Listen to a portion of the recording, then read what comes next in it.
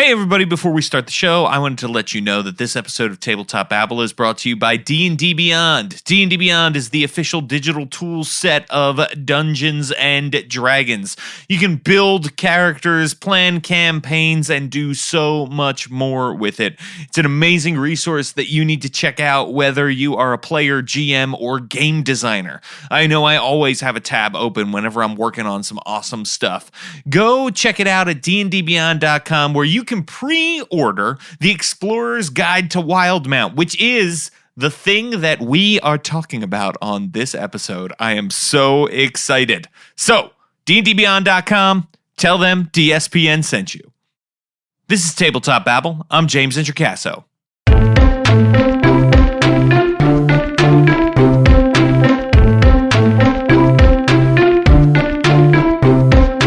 Today on the show, I have a bevy of amazing people. I'm talking about James Hake, Hannah Rose, Chris Lockey, and the one and only Matthew Mercer. We are talking about The Explorer's Guide to Wildemount. Super exciting stuff. This is a book that we all worked on, and it is just a massively, massively fun conversation between us collaborators talking about how the book came together.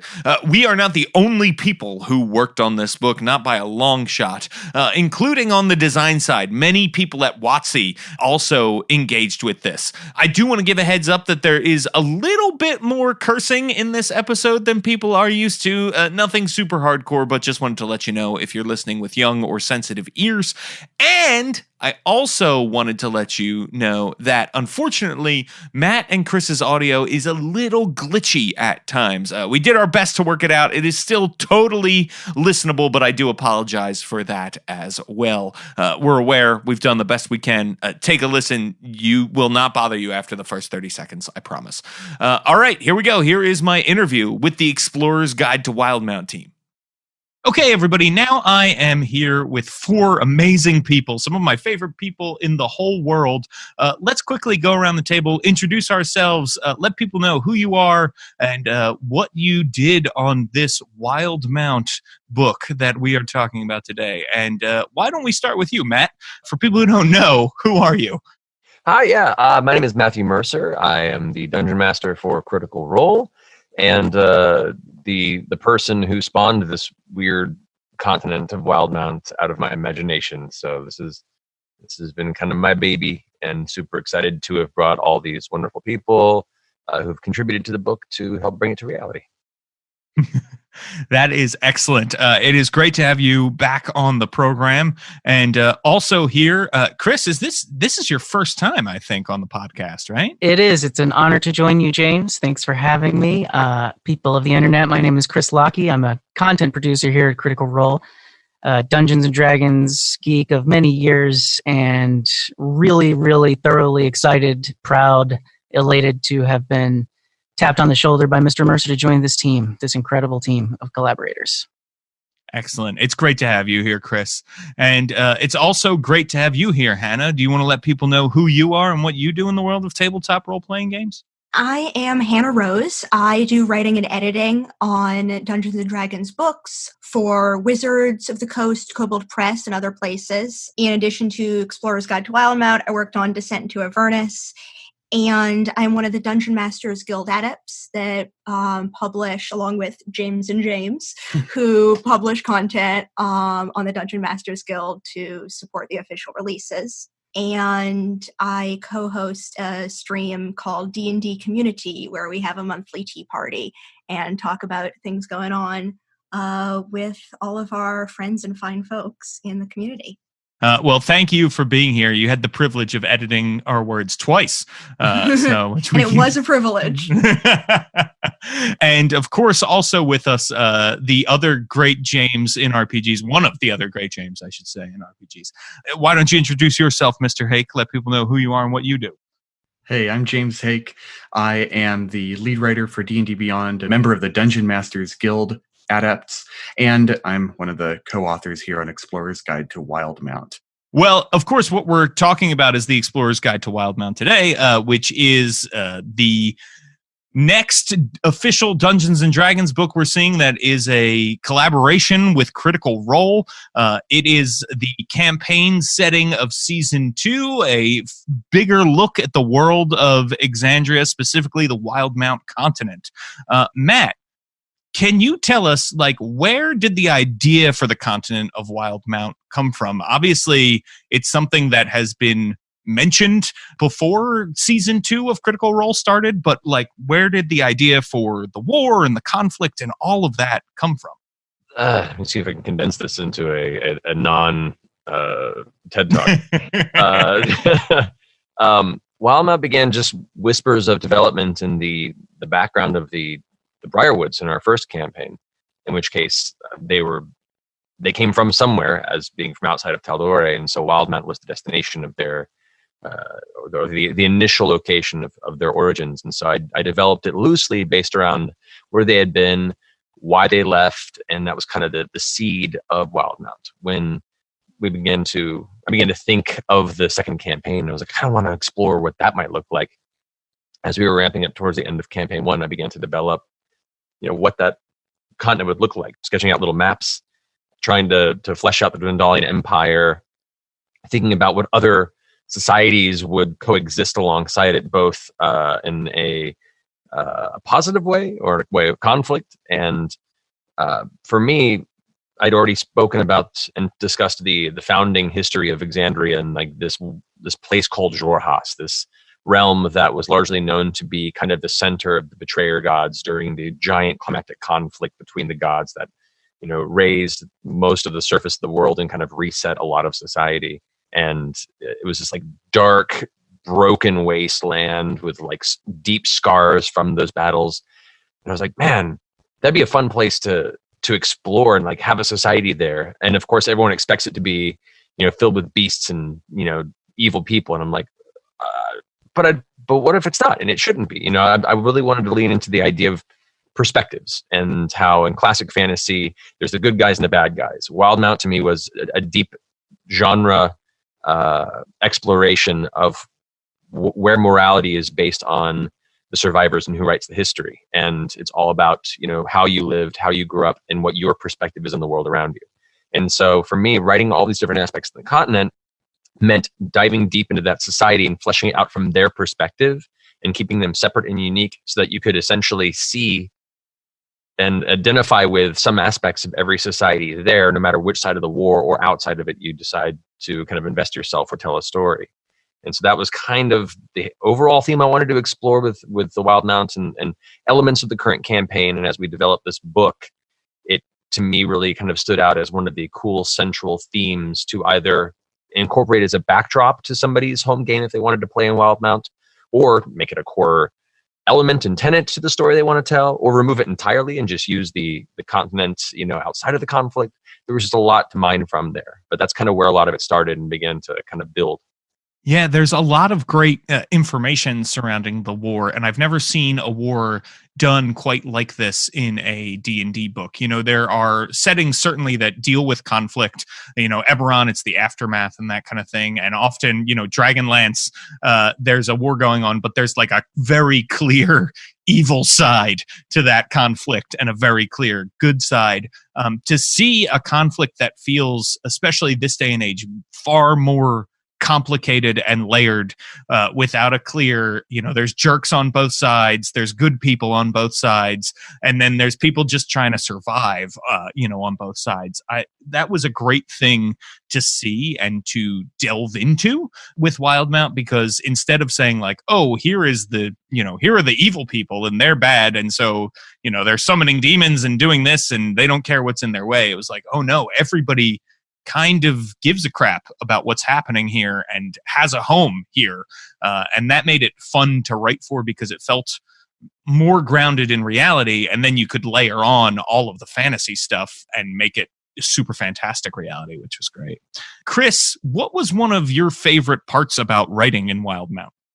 That's a tough question, James. That's a real tough question, because I think since the beginning of this second campaign of Critical Role, I really fell in love with the setting fast. I don't know if it's just sort of the slight gothic overtones of Wildemount. It's certainly, when I imagine it in my mind's eye, I see a lot more darkened, twisted trees and gray skyscapes, and almost sort of a dour place compared to Tal'Dorei, especially. I think the high fantasy of Tal'Dorei had given way to a darker fantasy that was a little more in league with the things that inspired me as a young fantasist. Looking at things like Robert E. Howard's Conan stories, looking at stories of the Cthulhu mythos, especially those that leaned into fantasy elements instead of more contemporary elements, looking at the work of Clark Ashton Smith in particular, and games like Dark Souls series, Bloodborne, The Witcher. These were various forms of media that I could feel this really shared zeitgeist was penetrating this world that Matt was creating, or this new part of the world he was shining a light on. And, we love the Mighty Nine, but I fell in love with Wildemount. So without spilling the beans for anybody else, once we reached the point of assignment for this project, it was so exciting to have, a pretty limited selection for those of us that would be contributing. But we each got to pick kind of, one real nice focus to work on. And it seemed to me, I don't want to speak for you guys, but it seemed to me that just naturally the best thing for us was there waiting for us. Matt didn't necessarily steer us towards those zones that he wanted us to. Matt let us know what we needed to, the blanks we needed to fill in. And those blanks were somehow so magically perfectly suited for our tastes that when it came time to sort of grab my parcel of land and start figuring out what was going on this other side of the continent, it just kind of came like second nature. It was so fun to be able to bring that thing to life. It was sort of liberating that there was so much that he had already done to build on. But I keep going back to how tickled I am with James's section in the north, how delighted I am at the Heroic Chronicle, and how proud I am of what I did on the east coast of Wynandir. And it's something special, and it's hard for me to really explain outside of that. Damn, I'm so glad it was so easy for us to gravitate towards what we enjoyed doing on this project. Yeah, I agree with that wholeheartedly. Hannah, what about for you? What did you like about working in Wildemount?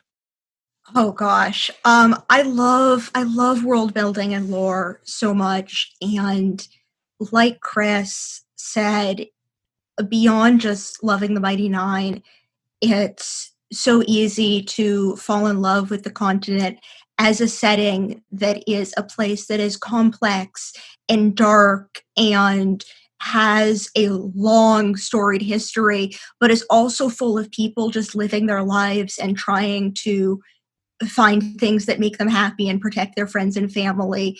And it's a place that immediately draws me in and makes me want to play in the space, and want to share that with other people.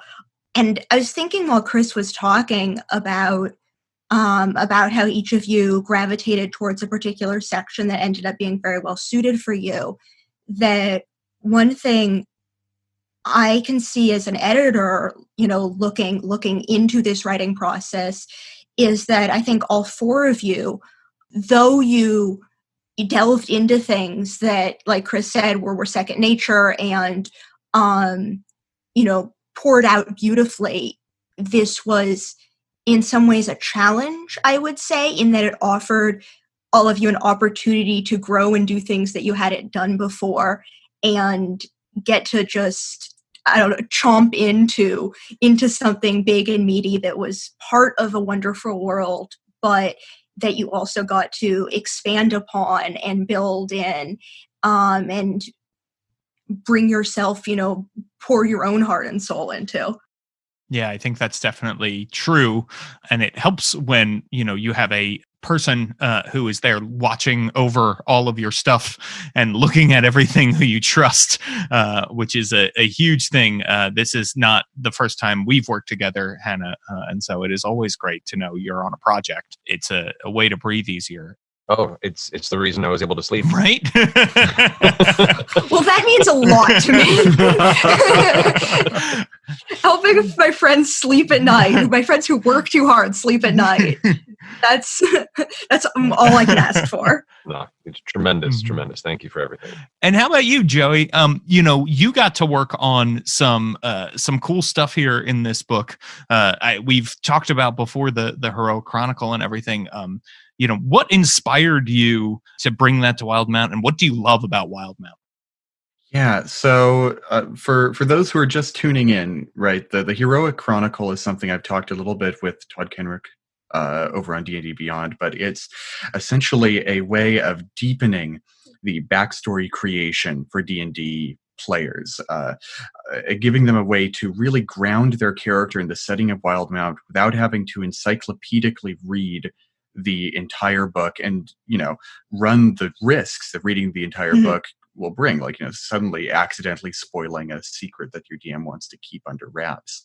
It's a way of creating a sort of mini game almost of character creation, right? A lot of people love making D&D characters just for fun. It's a way of playing D&D solo, is to create cool character concepts, think of how your character will build out to level 20, all of that stuff. Well, the Heroic Chronicle is a way for you to either picking from random tables, rolling on random tables, or being inspired by them, creating a backstory, creating sort of a narrative trajectory for your character, and feeling it out in a more natural, organic, storytelling focused way, a lot like the cast members of Critical Role do on the show. And that last bit of information is really what drove me to put something like this in this setting. Critical Role is based around deep storytelling, character relationships first and foremost, and looking at the deep character concepts of people like Liam O'Brien with Caleb, who has a dark past, whose character is kind of developing into someone totally different by the current point of the campaign than he was at the very beginning. Seeing arcs like that really inspire people who started playing D&D through Critical Role. How do I make a character like that? Such a person might not have a background in storytelling or performance. They might be, in school. They might be just wanting to make something that cool and that deep and having nowhere to start. So this is that place for people to start. Matt, when you first came to the team with the book and said, that we're going to do some writing, I remember you had already done a lot of writing yourself. There were parts of the Gazetteer, like big sections that had been underway or were completed. There were subclass things and spells and things about history of Exandria and all that sort of stuff that was fleshed out. I know some of that, might have been written for other things, but how much of the Wildemount specific stuff was written already, like for the campaign that you were running versus you had just wanted to get a jump on the book? A lot of it was elements that I had developed on my own for my own sanity, to just, have consistency in the world building that I can refer to when I'm, preparing for the campaign. When I did my first campaign guide, which was the Telluride guide with Joey, actually, which was a tremendous contributor on that and saved my life now a second time for both of these monstrous projects. I learned a lot of lessons with that book because I wasn't taking notes for the purposes of consumption beyond, me interpreting my madman scrawlings of campaign notes for the purposes of running a game. And so a lot of that first book was me having to go through just countless Word documents of, shady bullet points and half-baked ideas that I eventually twisted into a story and make it, legible and consumable and playable to any person who picked it up. And that was a very, very deep challenge. So going into this campaign, I was like, well, if I ever decide to do another book, I want to not screw myself again like that. So I went into the development of Wildemount being a little more intentional with how I kept notes and And I learned a lot about world building in general since that time as well. So it was both for myself and my edification and for this eventual possibility if I decided to do another book. And it so happens that when Wizards came to me and said, "Hey, would you be interested? We'd really be interested in doing something together." I was like, yeah, I think I'm more ready this time. Yeah. He shoves a cardboard box labeled Wildemount book notes under the table. Right. Just slowly scooted out of the way. And then it was like, all right, cool. We can do this. All right. How much time do we have? Oh, that's not a lot of time. Let me get writing on this. And then after a few weeks of writing on it, just like disappearing into my office and my poor wife being a very, very patient woman. I was like, I need help. And then it was like, Joey, can you help with this? Great. Awesome. Thank you so much. Chris, I've read your stuff and you're great. Can you help out? Awesome. Thank you. Joey, do you have anybody you can recommend? James, I know. I read his stuff. He's great too. All right, great. Bring him in. Okay. I think that's enough to not go crazy. And that was kind of how the team came together. And from that point, it was me looking at what I had done and what I knew I was, most excited to dive into, and seeing the parts that I didn't have a fully developed idea on necessarily, and knew that I could entrust you guys to handle it. Like I had the basic themes of, like the Biting North and the Miscath Strand and, some of these places and stuff in the campaign guide. But I didn't know if I would have the time to flesh them out. And to be honest, I kind of wanted to bring in some new ideas and see what you guys could bring to the table and add to this world that I'd begun the process of building. And so with not a whole lot of instruction beyond just like, these are the general themes of the location, here's the layout of the map, but without any specific locations in it necessarily. This is kind of what I want it to feel like. This is the kind of sort of conflicts or dangers they might run into. That was about all the information I gave and said, run with it. And it was really amazing to watch each of these sections come in as you guys began to complete it. And it became this kind of cycle of inspiration where, so focused on trying to get all my own shit done. And then I'd see something come in, an update from one of you guys, and then I'd read it and be like, oh, that's really cool. I wouldn't have thought of that. Oh man, I gotta work harder on my shit now. It was really cool. It was really, really cool. Don't work harder, Matt. You're fine. I do feel like all the sections ended up feeling really interconnected. And I think the development cycle worked out really well for that, where Matt, you had a bunch of stuff to start with, but then everybody was refining and writing their own sections. So there was really constant communication. And it ended up, feeling like one setting, one location, not a bunch of disparate locations that the characters could journey between. But no, these places in this world are all deeply interconnected, even if, the ordinary people don't always travel to the far reaches of Blight Shore and the Menagerie Coast. It's a scary thing to release something that's so close and personal to yourself, to other people, and kind of give that freedom. But everyone as part of this project, their work speaks for itself. And I'm more interested in the idea of taking risks and give people an opportunity to surprise you and surpass your expectations than to stringently guard and handhold the entire way through to fit an idea of what you think it should be. And on the other hand, I think, you brought so much to the table, Matt, to begin with, that it was very easy to be intimidated by that sheer volume of preparation. I think, anybody who's spent a half hour with this show can tell, how much you take it seriously, how much effort you've put into creating not just the NPCs, but the world that they live in. And so I think we all wanted to do justice by that, and trying to find a voice that was a shared voice, trying to make sure that once we completed something, we would check up on another section to see, how did I vary that enough? Did it speak to something that's going on in another part of the world like it naturally would logically in this contained environment? And me personally, I was worried a lot of my language would be too flowery. Yes. So you were far too kind to me, but yeah, it was that way, it was a good working process to kind of, keep looking at each other, keep checking in, and find out exactly how high the tide was rising. And it just felt like such forward momentum the whole time. I feel like we were really inspiring each other all throughout the process. Yeah, I'm real proud of this. Like, I hope you guys are too, because this turned out pretty damn good, and you all did such great work.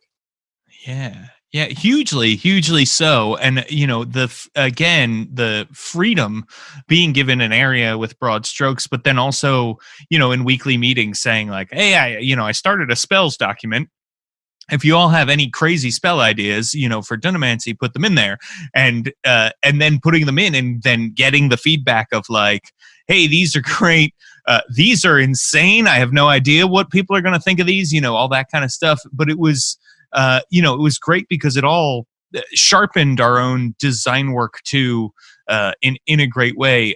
But certainly made more work for you in a lot of ways, Matt, right? Because you had to make sure that then we weren't, blowing up pieces of your setting in ways it shouldn't be blown up, right? I guess, I mean, more work only in the mathematical sense. It was also very exciting to see what everyone was bringing to the table. That early trepidation of the unknown, of like, well, we'll see what people are going to do with it, quickly faded away once you got to see the cool stuff you guys were doing and putting together. And it became less and less of a chore. Like you would, imagine. It was more about just like, oh, this got updated. What do they write here? Oh, that's great. And having open notes and adjustments, things like, oh, this is really cool.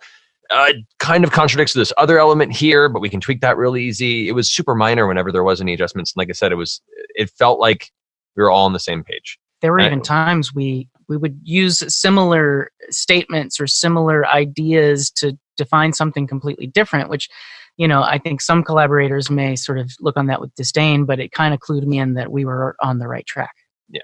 I'm, for the sake of not wanting this to be a perpetual back patting session, I will close that idea with just saying I'm very grateful and very thankful that you all trusted in this insanity. I think not only does the quality of all of your work speak for itself, but the quality of everyone as collaborators and creators who communicate and trust in each other. Yeah.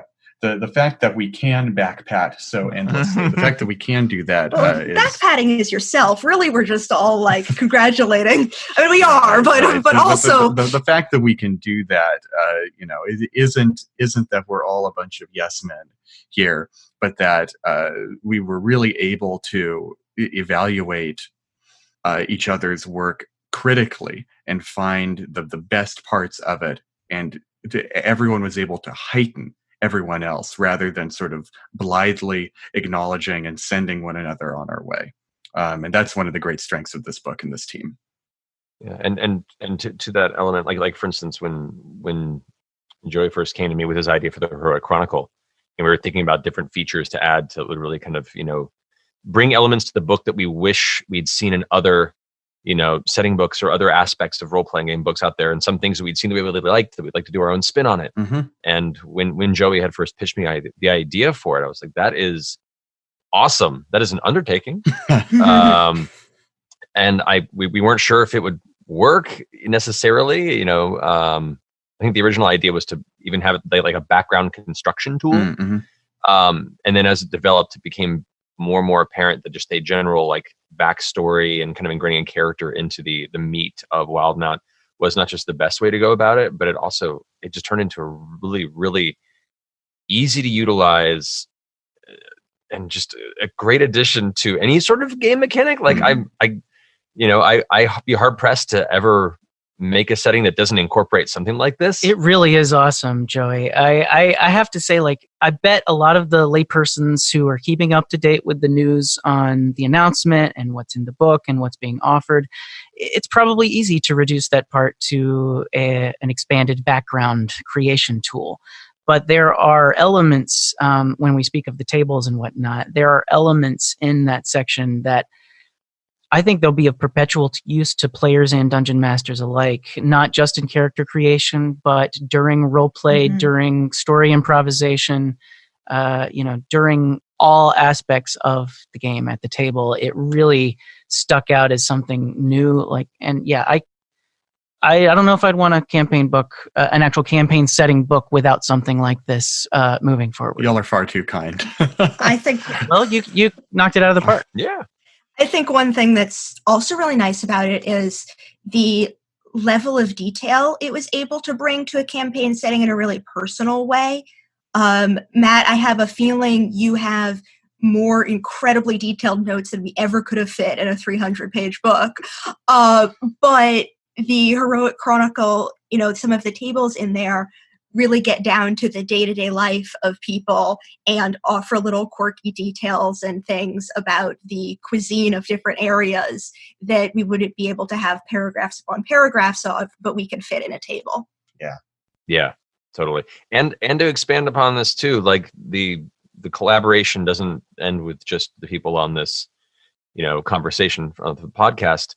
The folks at Wizards, everybody who helped with this, it's been a learning process for all of us. For me in particular, like this is only my second book, and I'm relatively new to, game design and theory and the tabletop space compared to a lot of people in the community out there.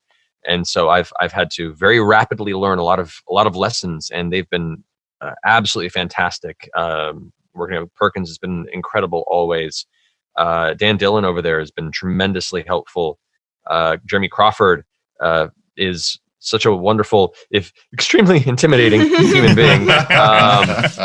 And it's been so great to then take everything that we've been developing, bring it to them, and then have them be not a hardline publisher that comes back with, cold notes of what we have to cut and change, but genuinely wanted to have a conversation about why things, are the way they are, if there was any confusion, asking for clarification, and working towards, understanding kind of where the limitations of my experience may be and how to teach me to improve that, along with bringing this book to the best possible final product it could possibly be. So I'm extremely thankful that they've been so great throughout this entire process. And yeah, they've been great.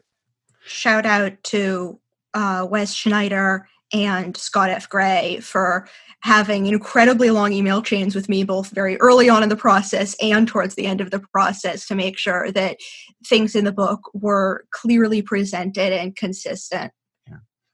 And the collaborative process continues even now, even as the book's text is locked, because D&D Beyond is, tightly partnered with Critical Role to produce encounters, standalone adventures that take place in the world or in the setting of Wildemount to help people see from the, a view from the ground of what stories in that setting might be like. It's all too easy to read a bunch of lore and, try and piece together an encyclopedic sense of what a setting is like. But seeing it from a storytelling first point of view is the most Critical Role thing imaginable.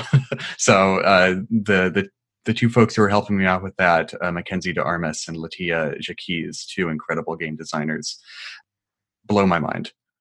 Yeah, Mackenzie's encounter this week, the vine shine is just wonderful. It's really great, and it is a great thing to see people latching on to this in the story first kind of way we've seen in 5th edition, but also that we've seen from Critical Role. One thing that I am impressed with about this book is that you do not have to have seen a single episode of Critical Role to get a super rich world full of amazing ideas and put this down. And if you've seen Critical Role, I think it will only enhance your experience with the book. Matt, I know that was one of the design goals, right? Was to make this a functional setting book outside of the show. Did you have a lot of challenges as far as that goes? And will you let the cast read the book, because there are spoilers in there? I've been wondering about this. Right. I wanted to ask that too. That's a good question. As soon as this conversation with the Wizards even began, that was one of my primary goals. I didn't want to make this a book for Critical Role fans. I wanted to make this book kind of, as a person that grew up playing D&D, as a person that learn so much about themselves through Dungeons and Dragons and through many role-playing games, but it was my first, and so it has a very special place in my heart. To have the opportunity to create something with them, to bring my world to them, is such a surreal, and in many cases, my insecure self is like an almost unearned opportunity that I feel like I have to rise to the occasion to make it feel like they didn't make the wrong choice. So knowing that, I wanted to make this not just for Critical Role fans, but a love letter to D&D, a love letter to what it means to me and what the community means to me. Whether or not they care about me or our show, I want this to be just a book that has so many things in it that are rife for the harvesting for your home campaigns. Whether you want to play in Wildemount or you just want to pick it apart and select the choice cuts of the meat, please, it's all there, and it's all there for you to do with it as you will. I just hope that people get a chance to enjoy it and take from it something helpful for their home games. That was my primary goal. And I think we succeeded, because I'm a bit of a hard ass, guys. I'm people of the internet. I'm a hard fellow to please, and I wanted more crunch out of this book myself. I wanted to see elements in it that I wanted to be able to play in my Dungeons and Dragons games. I wanted to write sections of the world I wanted to visit. I wanted to create magic items I'd be able to see on D&D Beyond drop-down menus. I wanted to populate this thing that has been so good to me for decades of my life, that has gotten me through some of the toughest times, that has helped me make some of the most long-lasting friends, to sort of like give something to it that is going to last longer than all of us, hopefully. To imagine that some of these monsters we've created, or some of these magic items, or even just a story hook, can somehow survive the test of time and inspire some kid down the road. That's sort of what I had in mind the whole time, and it's humbling. It's a tall order, but I think that sort of accountability is what led us to make the kinds of choices we made, the kind of choices that we could stand behind. Hey everyone, we're going to take a quick break and then back to the babble. Hey, it's Mike Shea of Sly Flourish and author of The Lazy Dungeon Master and Sly Flourish's Fantastic Locations. My show, The DM's Deep Dive on the Don't Split the Podcast Network, features a one-on-one discussion with guests like Sean Merwin, Enrique Bertrand, Teos Abadia, and more. Once a month, we dive deep into a single D&D topic and answer your burning DM questions. Watch us live on Twitch, on YouTube, or on our podcast on the Don't Split the Podcast Network. Let's dive deep. Let's get back to the babble.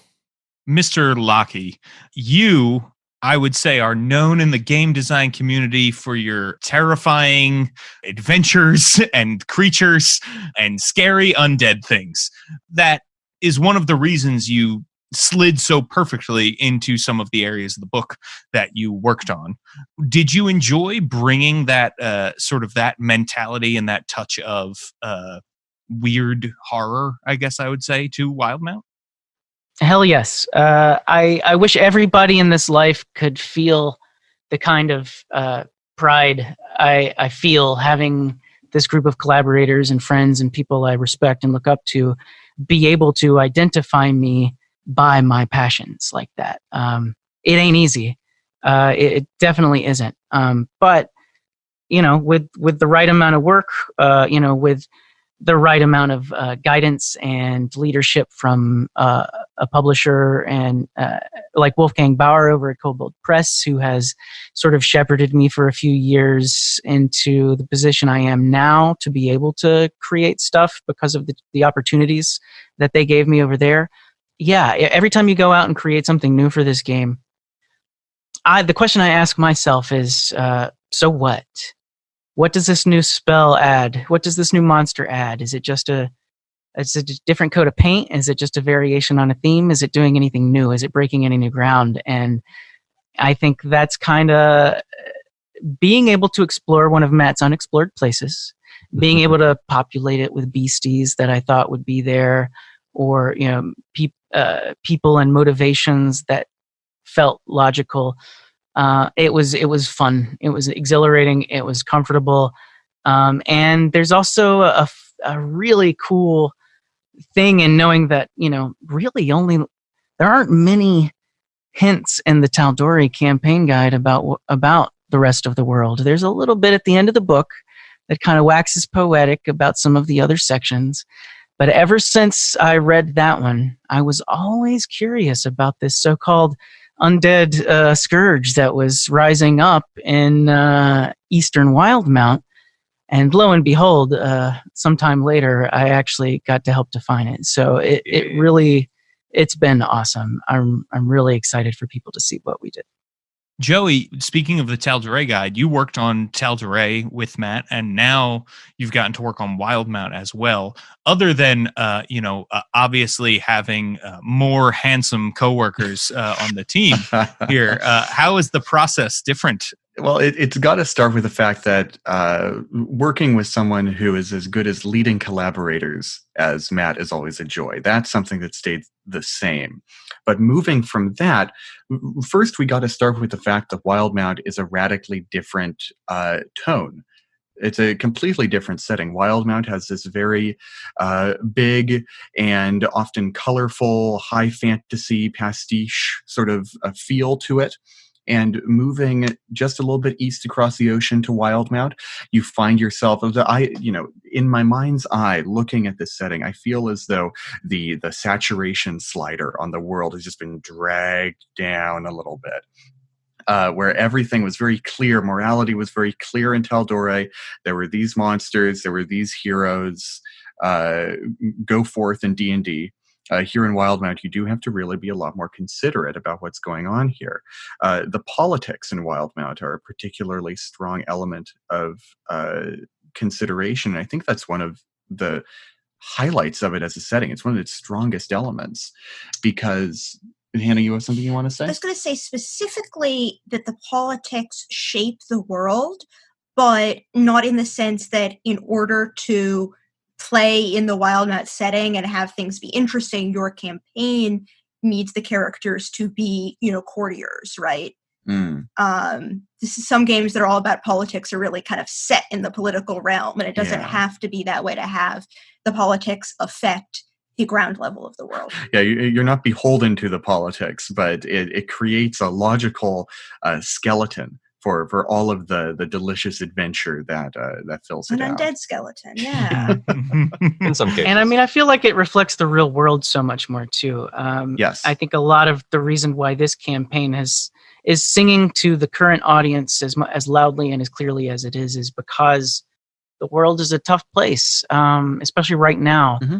Our hyper involvement with Twitter updates and the current political climate, at least here in the United States, as far as some foreign relations are concerned, it's a little scary. Yeah. It's a little unknown. And I think in our lives, we can try to act like it doesn't affect us, but I guarantee you it does. So, I think Wildemount's a reflection of that. Yeah. Yeah. I'm a guy who I was in first grade when 9/11 happened. And that, that dates my age a little bit, right? But there has been little of my life where the gigantic, super powerful country in which I live has not been at war with its long-term rival to the east. And it's very easy to see echoes of our real world in Wildemount, right? It's not a one-to-one comparison. It should never be seen that way. But as J.R.R. Tolkien said, the best way to write fantasy is not to create allegory, but it's to create similarities. That's a terribly paraphrased quote, but that's essentially what he said. It's not based on the real world, but it is inevitably informed by it. You can find connections to the real world there, and that's why this war campaign, which forms the backbone of the setting, but not all of it, is so resonant to me. Yeah, and it's one of those things that it was fun to sprinkle throughout, right? So Chris and I were working on some sort of remote regions, but it was like, well, how does this place maybe feel some of the effects of the war? Again, it could be in the background. It's something maybe you could ignore if you're adventuring in those areas. But if you want to have the war be the centerpiece, you can go all the way to these remote areas too. Yeah. And like even the places that aren't directly affected by the war, like there are some truly remote parts of Wildemount. We think about, say, the dwarven and elven city of Uthadurn, far to the north in the Graying Wildlands, all but utterly removed from both warring states, the Dondalian Empire and the Kreen dynasty. They don't have any, belligerents involved at all, but they do feel distinctly the pressure from the myriad crime syndicate, from people who are fleeing the Kreen dynasty and the empire heading up north. So everything, just like in the real world, everything has a knock-on effect. And so that's an easy way for DMs to spin out plots and have them feel really interconnected and plausible. Excellent. Yeah, totally. Hannah, you saw the book several times. You probably spent a lot of time with this text, more so than anyone on this podcast except for Matt. What was it like seeing the different phases of development of the book? Matt mentioned something earlier about one of the joys of the collaborative process being when you're really excited when new things come in. And I want to echo that like the best projects that you get working by yourself, there are advantages, but having amazing collaborators gives you so much creative energy because you're excited about the things that are coming in. And that was, again, just a joy. Every time I received a section, I would dive into it being like, oh, what's in here? Oh, this thing on the show. Oh, or, ooh, this is really cool. I never would have expected, and it was just that continual excitement of getting new things. And then, especially when I was able to return to it later for some intensive line editing, to really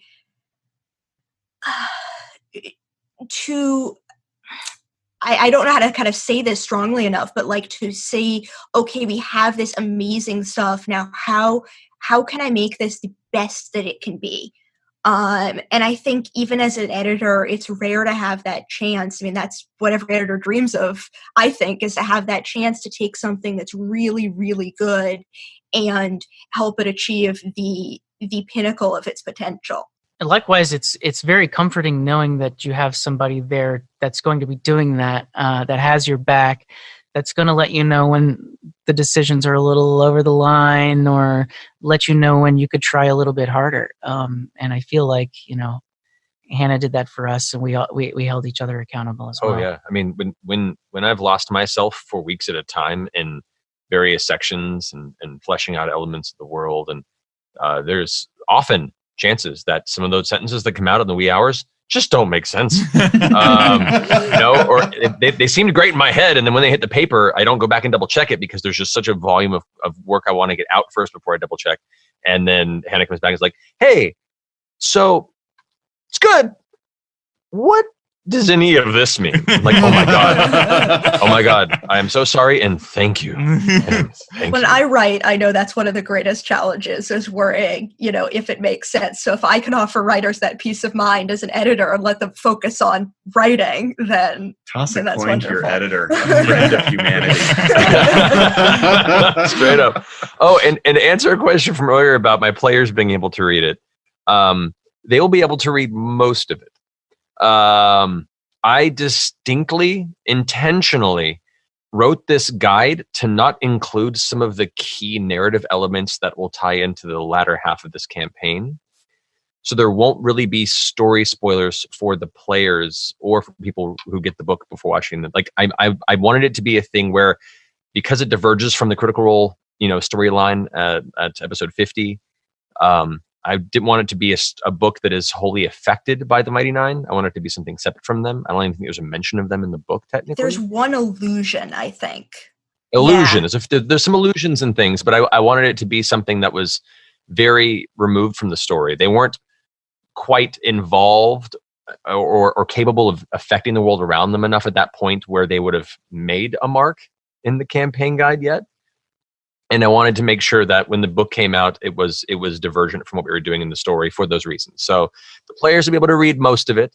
I'm going to scan through again and see if there's any pages I got to tear out before I give it to them. Take a Sharpie. Yeah, it's like full on, like we're talking government redaction. Yeah. The Dwajalian Empire has been here. And there are some aspects of the story that I was expecting to possibly be revealed before the book came out. And I think we're lining up pretty well for a couple of things that would have been spoilers for the players to be revealed beforehand. So that's kind of cool. I have a couple of things in my mind, Yeah. in particular, that I dare not speak of at the moment. Well, yeah, and best not. I think it's important to keep in mind that we started, I mean, the five of us came together a full year ago now. Mhm. And so like you said, it diverges sort of from canon at episode 50 of campaign 2. Mhm. That wait was hard, y'all. That wait has been so hard. Oh my God. But I'd also love to set the record straight on this particular part of the discussion. And this is something I've been asked by a few people. Are there stats of the Mighty Nine in there? Are these sort of telltale elements that you may be familiar with for decades now, sort of stretching all the way back to some Gygax modules even, where there are NPCs detailed in the back that are famous NPCs. We did not take that direction with this book. There aren't quote after quote after quote from the show littered upon these pages. It's a love letter to all of the people of Exandria and Wildemount. The world does not feel like it orbits around the Mighty Nine. And much like, in Star Trek, for instance, these are two different genres, but like the crew of the Enterprise goes out into the universe in Star Trek and they're figuring it out. Maybe in Star Wars, that galaxy far, far away seems to be circling around the Skywalkers an awful lot. I think what we're doing here is much more towards Roddenberry's type of world building, where there's this huge place for you to explore. We let you know what the stakes are. We let you know who the key players are. You know them from all sorts of media, but it's up to you to create new heroes. It's up to you to use some of these tools we gave you to tell your story. And it's going to be their story. Yeah. Even though we have been very, kind to one another in this interview, the text is not self-congratulatory. This is a player-focused text. We have no time to reminisce on cool things that the Mighty Nine have done in the past. Except for the fact that the whole thing is written in the voice of Pumat Sol. I think we count the use of respectfully as a word. I think it's 4,200 times. Oh my God! The audiobook Explorer's Guide to Wildemount, narrated by Pumat Sol. Wildemount. Missed opportunity. Oh. Okay, that would be censored by the Cerberus Footnotes Assembly, by Jester that all begin with technically. Yeah, I don't think Hasbro would let us publish a book with any footnotes from Jester. a lot of words in the margins. Well, I was going to say the footnotes would all be cut yeah, off exactly. after Oh my God. words. There'd be plenty of blurring for sure. So very pixelized margins. Well, we're out of time here, but before we go, I'd love to go around the table, let people know where they can find you, and I feel like we haven't done enough teasing here. So Matt, with your permission, I'd love everybody to just give like one or two words of a thing that's in this book that you're excited about. Before I get into that, I have one quick comment I want to make too. Kate Irwin, who's the art director on this project, has been tremendous in helming the incredible art in this book. And one of the things that I was very adamant about at the very beginning, and thankfully Wizards was very on board for, was involving a large amount of our Critical Role artist community to contribute to this book and fill it with art from the community that's been with us for so long. And it's been really exciting to see so much of this world visually realized by the people that help make our whole, show what it is, our campaign, what it is, what this community, what it is, and being able to pay it forward to them and make this both, a success, hopefully for all of us who had the ability to contribute on it, has been really tremendous. And I'm super excited for you guys to see how incredible the art in this book is. Oh, Devin Rue. Yeah. And the maps. In talking with Devin about this, she made 16 maps in 3 weeks. It was wild. She's unbelievable. And that is, not her normal process. But in talking with her about it, she as a cartographer really draws inspiration from what the world is and the ideas, the feel of it. So I loved that we had someone doing the cartography who's of course been involved with the show, but who also took what we wrote, the words we made, and brought those to life in a geographic and cartographic sense. Wow. Yes, absolutely. She is amazing. The art that's in this book is incredible. All of the people who have touched this have really brought something special to it and really cared about the whole process, which has been amazing. This is a thick D&D book full of great story and adventure on every single page. So I am excited. I can't wait when it hits the table. I am going to have a campaign where my characters just follow around the Mighty Nine, cleaning up the messes they've made. Good and wet somebody is. So yeah, I think that will be a fun thing to do for them. But there are just so many stories to tell with this book, and I'm excited to see how people make it their own.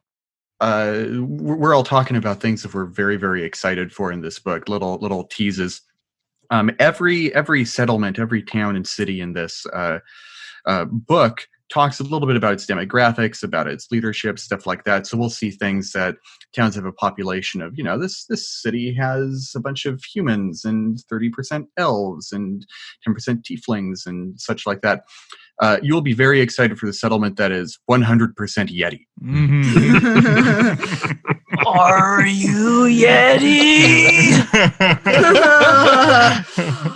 Yes, that's on the list of things I can't believe that are in this book, but they are, and it's amazing. Hey, I think you wrote that one. Yes, we did not spend nearly enough time talking about your contributions, James. I do really want to, I don't want to. Well, the listeners are going to hear me talking about that for weeks on this podcast. Good. Well, it's good. It's good, everybody.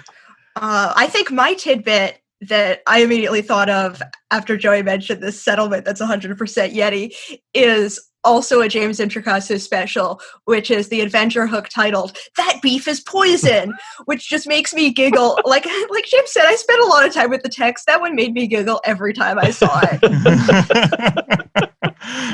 Yes, yeah. So there's some good stuff. That's actually supposed to be sung to the Belle Biv DeVoe "That Girl Is Poison" title, just so everybody knows.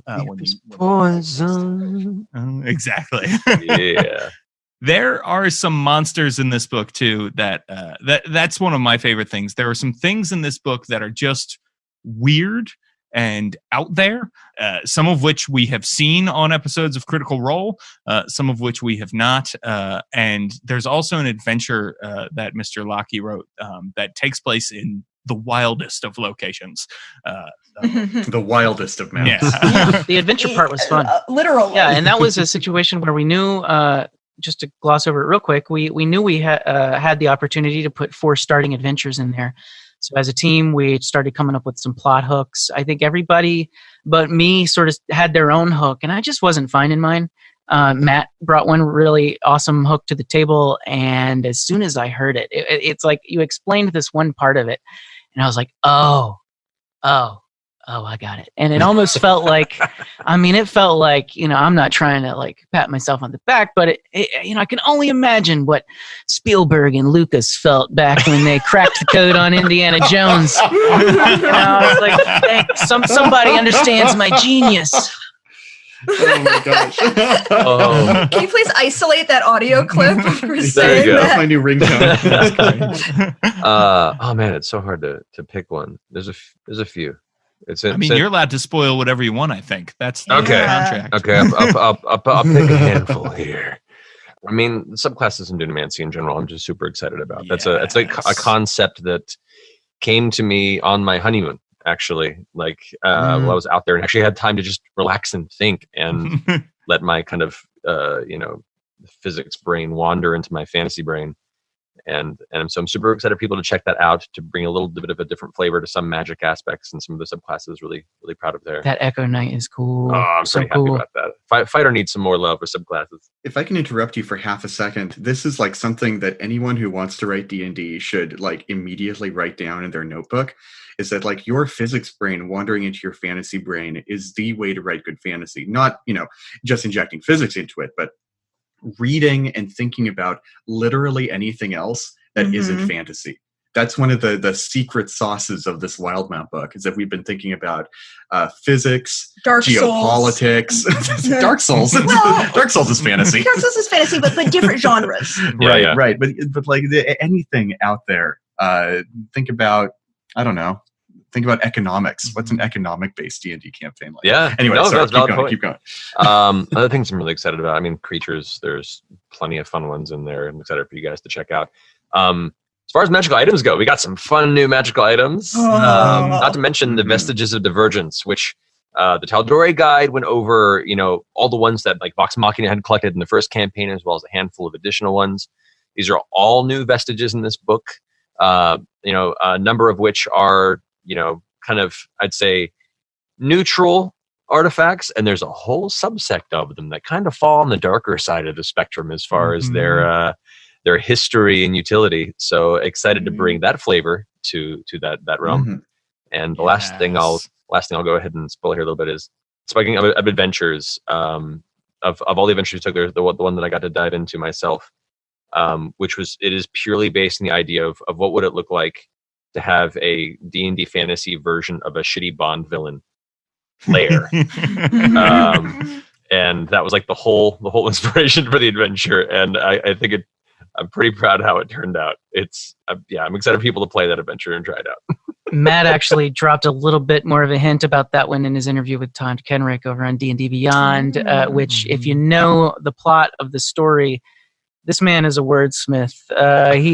It's the most non-spoilery, I didn't tell you shit in this one sentence, but I told you everything. It's so cool.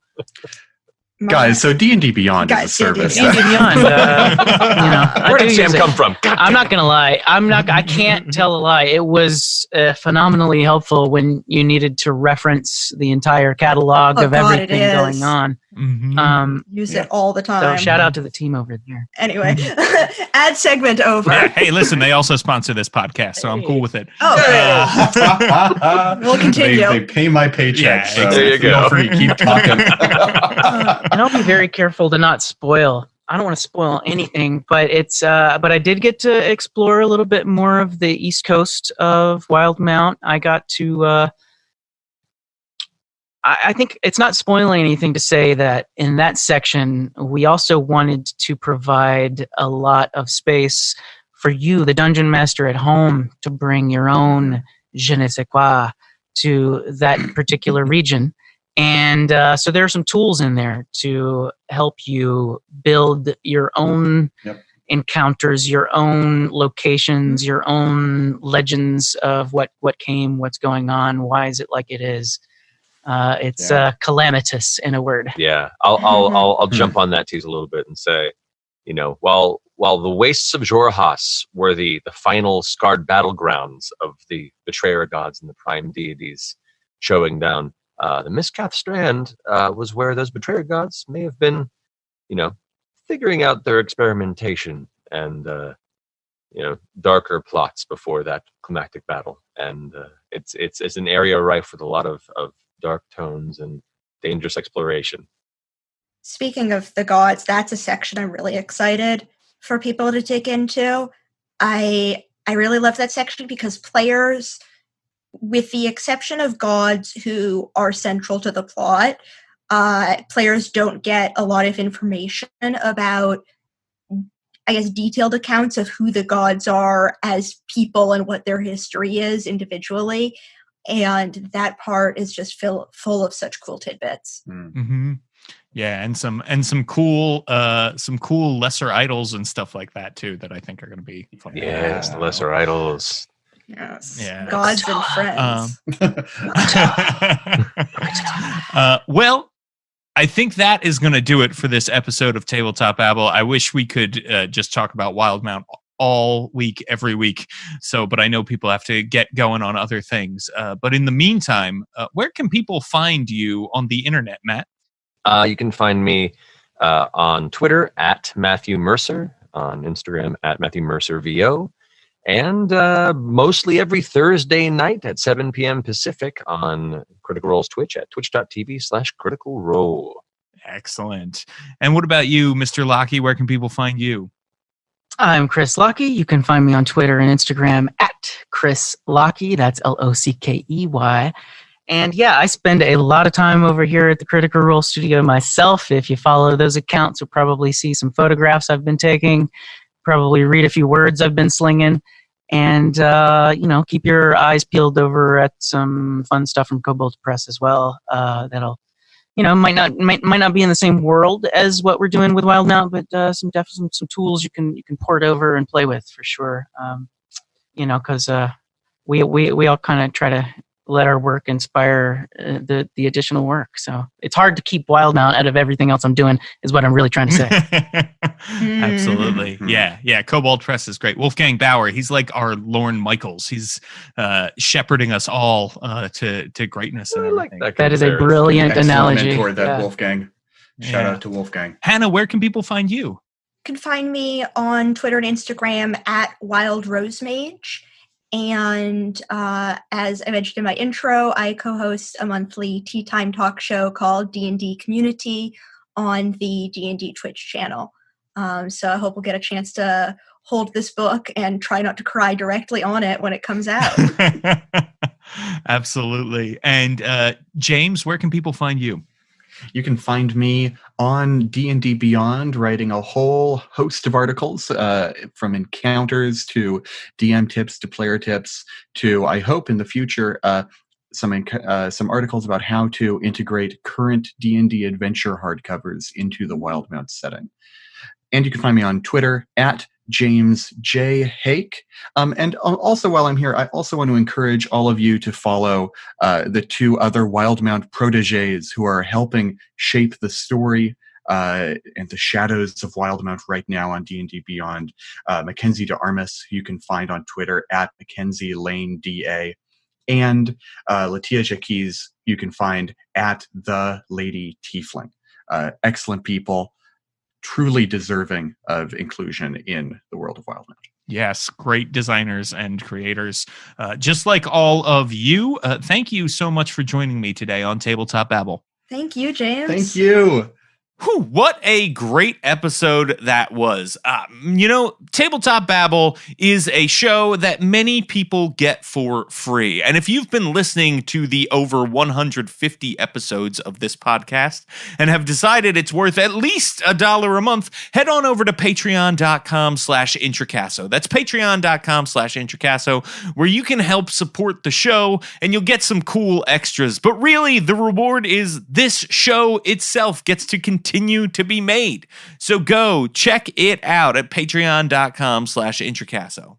And hey, those of you already giving, thank you so much. And if you can't give, I totally understand. There's a way you can help for free. Head on over to iTunes, create a free account, and leave us a 5-star review. It will help other people find the show. It is so helpful. Even if you're not listening in Apple Podcasts, the iTunes algorithms are used to rate and recommend podcasts on many podcatcher apps. So create the free account, rate us, rate all the other podcasts you love. We will appreciate it. And if you leave us 5 stars and a message, I'll read that message out loud. You can make me say anything you want.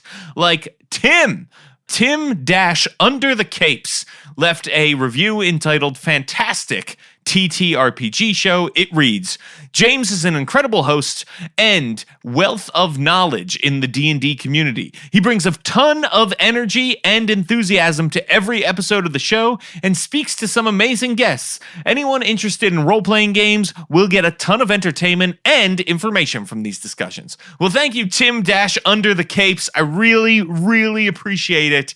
And I think that people should go check out Under the Capes. There might be an interesting interview as part of their Entrepreneur podcast series with me and many other people. So go check that out. And people, before we go, I want to let you know that this podcast is brought to you by the Capers Deluxe Hardcover Edition, now on Kickstarter. Capers is a superpowered game of gangsters in the Roaring 20s. You play criminals or cops during the Prohibition era, and you have superpowers. Will you build a criminal empire or work to bring the bootleggers down? Now listen, Capers is made by my friend Craig Campbell. He's been on this podcast many times. He's an amazing designer. You're definitely going to want to check it out. It's a 164-page, 8.5 by 11 hardcover with Smythe sewn binding. It's sturdy and it lays flat on the table. Its glossy full cover interior has richer printing press color, and pages and inside covers are printed with useful tables, game info, and lore. Plus, there are 2 ribbon bookmarks, and more upgrades are becoming available with stretch goals. So you're going to want to check it out. The Capers RPG Deluxe Hardcover is also something that I have a credit in. I worked on a little bit of the book. It is an amazing game, one of my favorite role-playing games. So go check it out. There are backer tiers for getting the Deluxe Hardcover with all the support PDFs, just the hardcover, or just the PDFs. There's also a Capers enamel pin available as an add-on. If you love Capers, you're going to want to check out this Kickstarter and get the deluxe hardcover. If you have never played Capers before, go check it out right now. All right, people, you can find me on Twitter at James Introcaso. That's at JamesIntrocaso. And check out worldbuilderblog.com for more cool stuff from me, like previews of my next DM's Guild product, My Dad's Monster Manual. What's it all about? Go check it out at worldbuilderblog.com.